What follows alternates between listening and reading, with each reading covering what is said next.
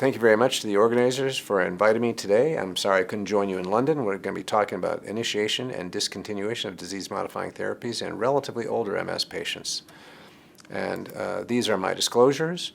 Here are the objectives for today's talk: to describe the pathology, clinical characteristics of older MS patients, as well as what happens with initiation and discontinuation of disease-modifying therapies, and whether or not we have enough information to understand both of those concepts in older patients with multiple sclerosis.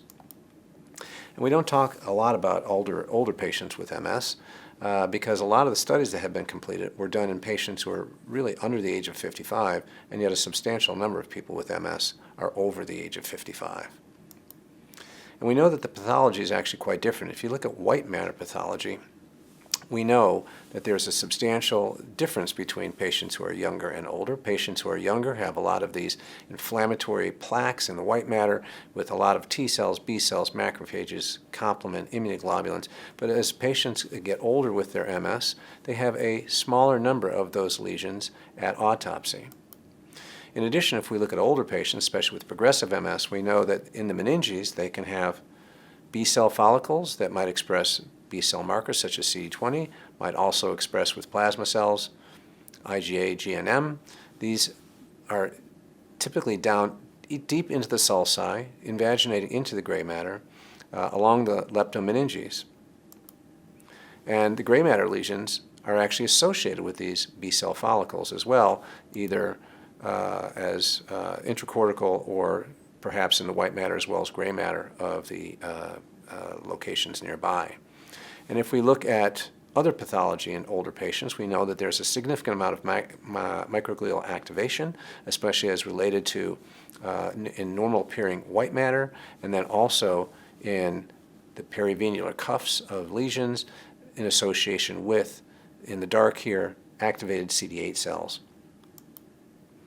So we can think in many senses as younger patients having primarily inflammation coming in waves from the outside into the nervous system, causing these significant activated plaques with T cells and B cells. And in the older patients, it's really more of a trapped inflammation, primarily perhaps affecting the innate immune system as opposed to the adaptive immune system in younger patients. It's a different pathology in older patients compared to younger.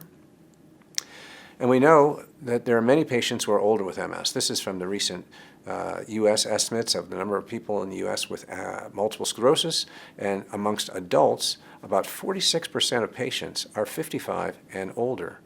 And so there are a large number of people, almost half, that are 55 and older amongst adults with MS. So who might be wanting to initiate disease-modifying therapies amongst this older age population? Well, it could be people who've had benign MS for a long period of time but just never got treated. It could be those that had a delayed diagnosis and perhaps they were diagnosed with other conditions before, maybe had back surgery or wrist surgery for carpal tunnel.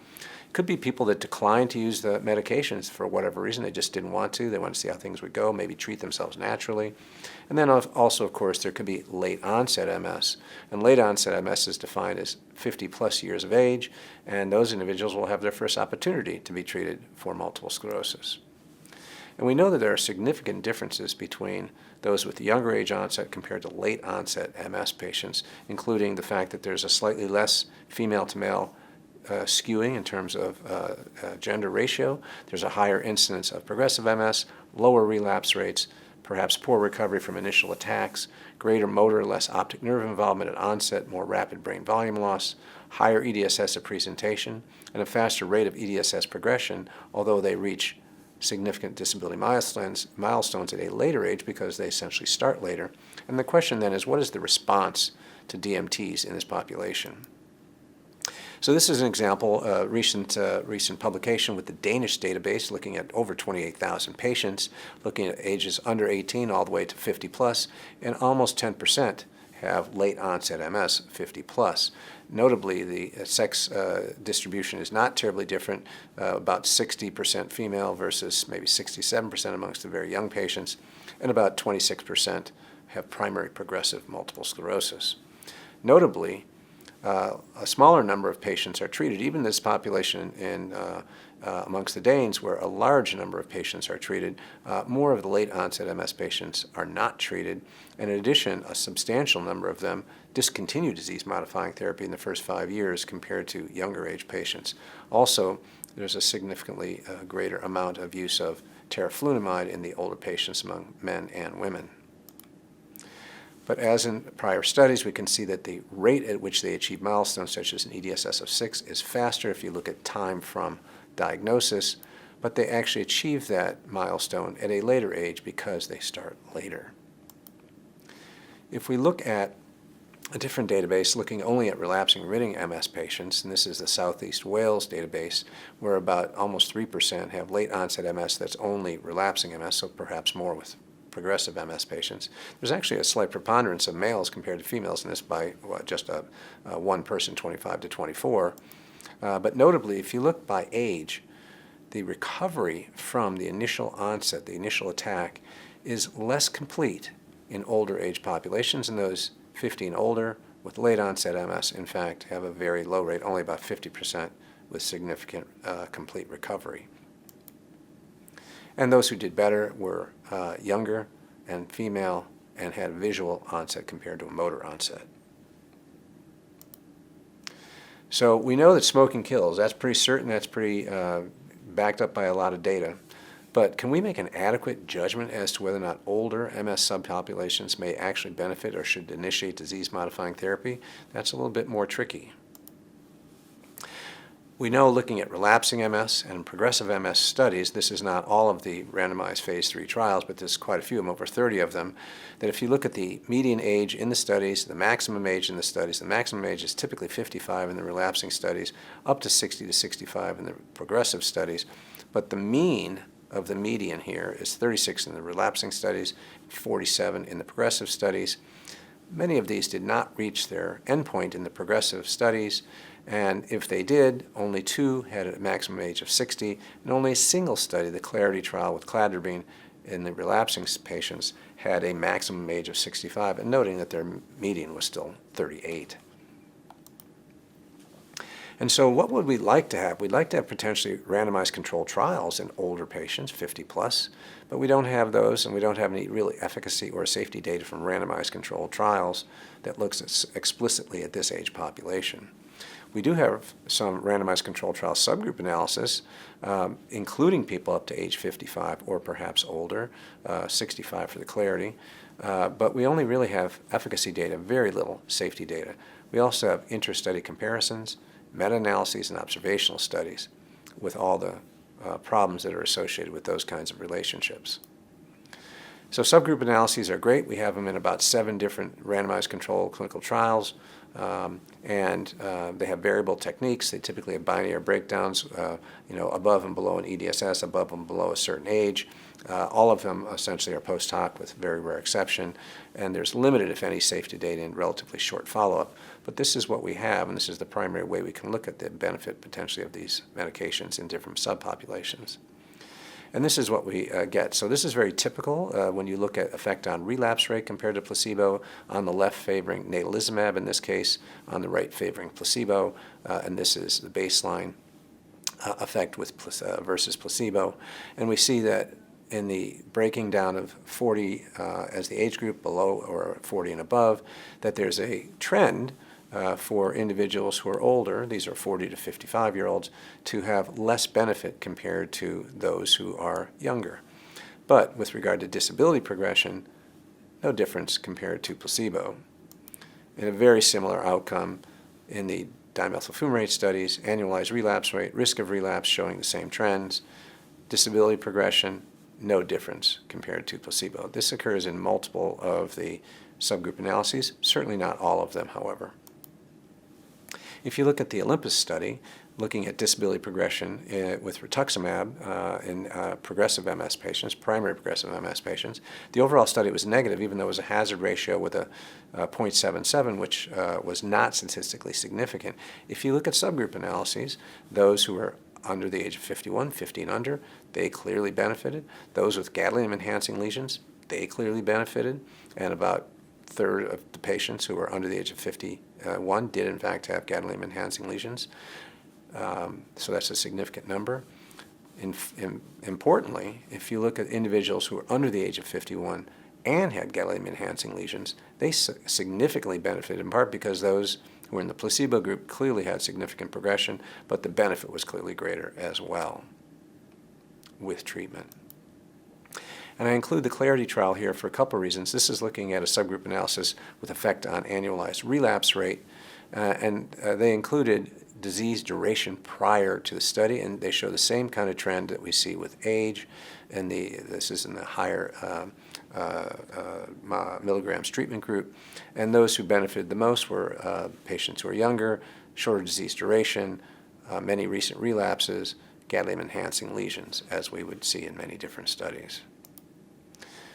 Interestingly, they also did subgroup analysis looking at NIDA, no evidence of disease activity, no relapse, no scan change, no change in EDSS, and showed significant benefit in both the lower and the higher dose group compared to placebo.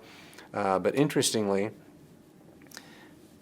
in the older age groups or those with a longer disease duration, the benefit was higher, and that's because if you just look at the placebo group, there's a substantial increased likelihood of hitting NIDA just by being older or having a longer disease duration, reflecting the fact that there's less new inflammatory disease activity. This is a comparison trial looking at the European as well as the North American trials with interferon beta-1b with secondary progressive MS done at the same time, different studies, but very similar inclusion criteria, and showed different outcomes.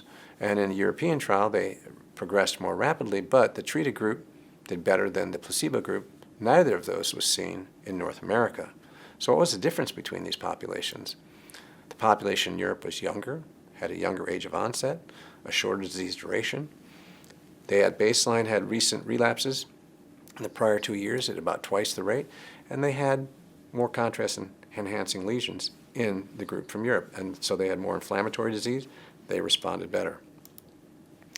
This is the meta-analysis from the group at NIH, looking at studies up until about 2016, the relapsing studies on the left, the progressive MS studies on the right, looking at inhibition of disability progression compared to placebo, and noting that this is the 0 point, and if these are the median ages of these studies on the x-axis here, and obviously the progressive patients are older, and you can show that if you just follow this curve out to 0 benefit, not to mention statistically significant, but 0 benefit about age 53 of a median age in these studies, there would be no benefit that was identified. How about looking specifically at late onset MS and seeing about treatment? And there's not very much data. There's a German study from 2006 that looked just at who was treated in late onset MS, a very small number of patients, and they just documented some people were treated. They had no outcome measures. The Shirani study using the British Columbia MS cohort looked at patients who were late onset MS. About 57% were relapsing remitting. About 31% of those got treated, so about 17% of the total population of late onset MS got treated, and there was no benefit to interferon, which was the only thing you were treated with, compared to historical or contemporary controls. And this is the kind of study that was available at that point in time. In a larger analysis looking at the Italian MS registry with 55,000 patients and looking only at relapsing patients, so removing progressive patients, removing patients who didn't have an adequate number of EDSS evaluations, those who were evaluated before 2000 or those who were not seen until over 3 years after their onset, you are left with about 7,400 patients with pediatric, adult, or late onset MS, and late onset accounting for 5.2% of those patients. And what did they see? They saw, not surprisingly, that the relapse rate was lower in the late onset MS. And interestingly, the number of people who got changed to a higher efficacy medication, in spite of the fact they were roughly the same when they started, about 4 to 5%, much less in the late onset MS got changed over to a higher efficacy medicine. And this was in spite of the fact that they were achieving milestones of disability at a much more rapid rate compared to the pediatric or to the adult onset MS. So when they looked at confirmed disability progression at 12 months, they compared those who were treated for the highest percentage of time quartile 4 compared to quartile 3, which is less treatment, 2 less treatment, 1 less treatment, or never treated. And you can ask the question, did those who had less treatment have any less benefit? What was their hazard ratio for achieving confirmed disability progression? And for both the pediatric onset and for adult onset, there was clearly a significant impact. Those who were treated the least had the highest hazard ratio of confirmed disability progression at 12 months. That was not seen in the late onset MS. Looking at a different kind of milestone, hitting an EDSS of 4, you can see that there was somewhat less of an impact on the pediatric population compared to the adult onset population, with less than 0.001 statistical significance for all the groups, with a higher hazard ratio compared to those who got the most treatment. In the adult population that were late onset, however, there was a marginal benefit at 0.05. Even if the hazard ratio looks okay, there was a very wide margin of error here, and so these were statistically significant only in the least treated patients. So less treated patients, in fact, really didn't show much of a difference until you look at something like EDSS of 4 with regard to disability progression. With regard to specific therapies in the same database, this was just published a few weeks ago, you can ask the question, did those who got treated with oral therapies do any better or worse compared to those who did injectable therapies amongst late onset MS? And in fact, although the oral therapy patients did better when you just looked at the crew data, when there was propensity weighting, actually there was no difference between the two different groups with regard to either relapse time, time to confirm disability, or time to stopping using the therapy. So with that kind of data available for older patients, especially late onset patients who might benefit from DMT initiation at age 50 plus, perhaps those with relapsing MS, recent relapse, recent GAD lesions, younger patients, lower EDSS, and perhaps progressive MS with active scans. And that asks the other question the other way around. If we're not sure there's a substantial amount of benefit in individuals over the age of 50 with onset of relapsing MS and their treatment, what happens if you actually consider discontinuation in an older person? What can we learn there that might be useful? And we know that if you try to discontinue disease-modifying therapies in younger patients, you can pretty much guarantee there's going to be a significant amount of recurrence of disease activity, either with recurrence or even rebound, especially with natalizumab and fingolimod. So all of these studies that are listed here were not really specifically designed to look at age, but either were performed in younger patients or were performed in older patients explicitly and or did a specific analysis looking at the effect of age. So for example, published just a couple of weeks ago, 200 patients plus in Italy, all on fingolimod who discontinued therapy, and what were the things that were relevant to either recurrence of disease activity or rebound of disease activity. The number one thing that was most important was, in fact, age. This is from the Innsbruck database looking at individuals, 221, who discontinued at a mean age of 38, follow-up for almost 4 years. Quite a bit of activity occurred over the follow-up period of time, and individuals did better in this study with regard to relapses after discontinuation if they were over the age of 45, had not had a relapse for 4 years or longer, and did not have gadolinium-enhancing lesions at baseline.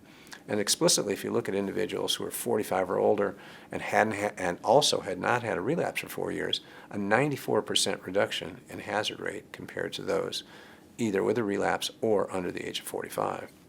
Regarding progression of disability, not surprisingly, age at discontinuation, disease duration longer, and higher EDSS at discontinuation were related to progression. Similarly, in the 100 secondary progressive MS study from Rennes, looking at the 3 years prior to stopping and the 3 years after stopping their disease-modifying therapy, there was no increased risk of relapse or progression in comparison to the pre or post-time off medication amongst these people with an average age of 47. The number one thing that predicted going on to have a relapse in this population was an active gadolinium-enhancing lesion in the prior 3 years before discontinuation. Age was somewhat less of a factor here. You can also look at large other databases and just look at the stoppers and stayers and do a more direct comparison, especially after either propensity matching or propensity weighting, which was done here. I use this study here compared to the Keister study from the MS base because in Elias' study, the average age was somewhat younger, about 45. Here the average age was 54. All patients were over 50. The last relapse 3+ years, on average 5.3 years, and a moderate level of disability with good follow-up. And in this study, comparing stoppers to stayers, in fact, there was no increased risk of recurrence of disease activity looking at relapses or looking at progression of disability over time. So we also have to wonder, is there a potential benefit to stopping disease-modifying therapies? And there are several potential benefits in terms of reduced side effects, costs, doctor visits, and reminders that people have MS. And there's also potential risk. We know, looking at the more highly effective therapies, that they can be associated with a variety of infectious and non-infectious side effects that are perhaps also more common in older patients. And so several of those are listed here, and one obvious one, for example, would be arterial hypertension in fingolimod-treated patients, or, for example, VZV reactivation in all of these different classes of medications, which are also seen to be at a higher risk in older patients as well. So the confluence of older age and the different medications might substantially increase the risk.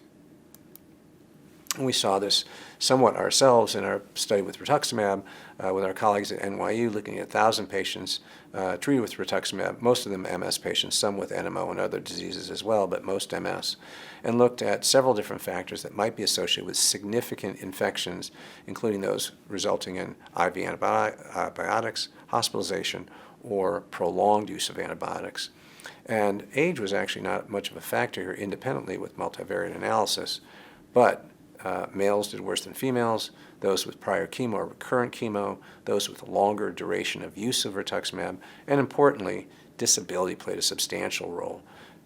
Almost a 9-fold increased risk of having a serious infection using rituximab if you were wheelchair bound. So that is clearly a factor as well in predicting potential adverse events. We also know that some of the medicines we use may in fact impair vaccination response. And this is from the Veloce study with Dr. Amit Bar-Or and colleagues. And they looked at tetanus, pneumonia, and flu vaccines and showed that in all cases there were some significant reductions in response to the vaccines if people were using ocrelizumab, the anti-CD20 molecule. And more recently with COVID, vaccination against SARS-CoV-2, individuals on ocrelizumab with MS or fingolimod had a blunted response compared to individuals taking cladribine on no therapy or healthy controls, with a substantial number not mounting any significant IgG response. Notably, this might have somewhat to do with the time since the last dosage was taken. Perhaps there's a little bit more green up here compared to with individuals with 5 or more months since their last infusion. Not so good with people with time closer to their most recent infusion. And this was reconfirmed in a not yet published study with Dr. Amit Bar-Or yet again, showing that duration of time from use of ocrelizumab was a variable that affected response with antibodies. But in addition, they also looked at T-cell responses, and T-cell responses are actually augmented for multiple groups of T-cells, not all, in these patients. So although antibody response may be blunted, there may still be some immunization that occurs with efficacy due to T-cell responses. That paper should be published shortly.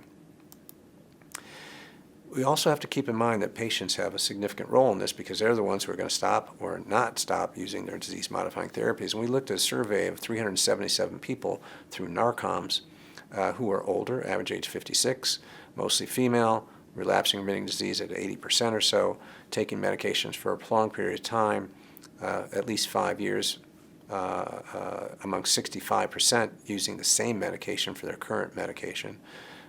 Mostly on injectable therapies or oral therapies, and asked a simple question: would you be willing to consider a trial off disease-modifying therapies in this context? And 2/3 of people were unlikely or very unlikely to consider a trial off of disease-modifying therapies in this context, and that reflects a significant fear, especially amongst those who are stable, that you might have recurrence of disease activity, and older individuals, and perhaps younger individuals as well, are not interested in that to a great degree.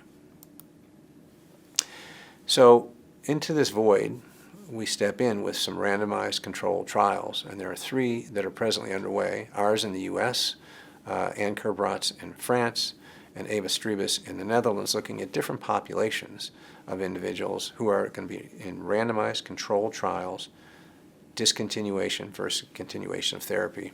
Ours is here. We had last patient last visit a couple of weeks ago, 55 and older, all phenotypes of MS, no relapse for 5 years, no scan change for 3 years, and similar types of stability in these other populations, but in France, 50 plus with secondary progressive MS, in the Netherlands with Eva, 18 plus, a younger age population. They can be 18 to any age older, but all relapsing MS patients with no relapse for 5 years and no significant scan change for 5 years. And all 3 of these studies, looking at different populations, patients will give us a much better idea, I think, of what the likelihood is of recurrence of disease activity, looking at relapses, EDSS, cognitive stuff, as well as looking at NFL and other biomarkers in the later studies. Our study, unfortunately, will not include NFL because when we started the study, that was not commercially available. So we're hopeful that these randomized controlled trials will add substantially to the literature so we can have a better understanding of whether or not discontinuation is reasonable in different populations, and especially in our case, in 55 plus age populations. Looking at our patients specifically, this is the demographic data that's available, and our patients have a mean of age of 63, mostly females, mostly white, long time from onset, last true relapse 13 years ago, and most of the patients, 83% or so, with relapsing MS. Most of the patients are still using injectable medications, over 70%, and EDSS is moderately impaired with an average of 3.3 for EDSS and about 2 on the PDDS for disability. And most of the patients using PDDS, clearly 170 of the 260 patients have a mild to moderate disability. In addition, these patients are either satisfied or very satisfied using their medications, over 78%, and you can see that that also plays a role in that these patients are stable, they're tolerating their medications, and they don't really feel any large reason to change in many respects. So hopefully this data will let us know what's going on with regard to potential discontinuation. Our data will be available before February 1st, probably in the middle of January. I hope to report that very soon in early 2022. In conclusion then, the impact of initiation of DMTs in older MS patients is still mostly unknown. Even treatment in general for individuals who don't have late onset is really mostly unknown. Similarly, whether and when patients may consider discontinuation of presently available DMTs is unclear, and there's no concrete algorithm like individuals over a certain age with this many years since last relapse and this many years since last gadolinium-enhancing lesion. We don't have an algorithm like that, but we'd like to get one. The same issues are likely relevant, though, to starting, continuing, and discontinuing disease-modifying therapies, and those who are most likely to benefit are younger with shorter disease duration. They have a relapsing phenotype more likely than progressive. They have a lower EDSS compared to higher, and they more likely have had a recent relapse and gadolinium-enhancing lesions if you're going to either benefit or, on the other end of the equation, you're going to consider going off. Your risk is going to be higher if you've had a recent relapse or gadolinium-enhancing lesion. But discontinuing a medication is not the same as not using it, and so the 3 randomized controlled trials will give us unique information about what happens when you actually go off a medication, and especially with the concern that we might see, for example, higher relapse or rebound rates with those with fingolimod or natalizumab. We'll really want to make sure that we, over time, either with these studies or with other studies, try to get the best handle on what the factors are that are associated with risk of new disease activity in those patients. So thank you very much. I appreciate your attention and interest in the study as well, and I'll be happy to answer questions right now. Thanks very much.